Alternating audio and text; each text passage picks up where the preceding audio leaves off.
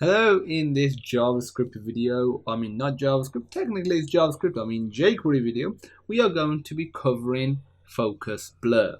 So the blur, actually, to say focus, I meant form blur or, input blur, which is complementary to focus blur. When I first heard of this function quite a while ago, I thought it's something to do with animation. In this case, it isn't. So we've got this focus method here. If you don't know what it is, feel free to have a look at an in-depth analysis of it in the video. Just a quick brief if we go on to it, and as you can see, we focused on it, and it works with the tab as well. So we've applied it to everything. The blur method is basically when you go off, when you take focus away from it.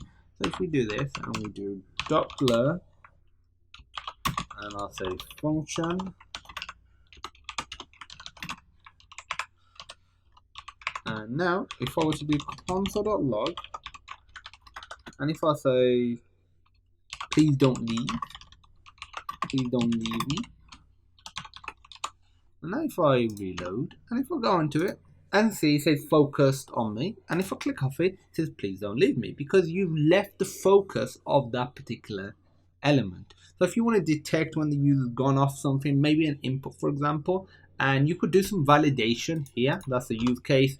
Do some validation. Something isn't right, and as a result, you can inform the user. It could be an alert, unlikely to be a console log. It could be an alert. It could just be you yourself adding a manual sort of HTML element with maybe some red styling saying warning or danger. Something is wrong. So that's the blur event. If you have any questions, feel free to pop me a message. And as usual, I look forward to seeing you in the next video.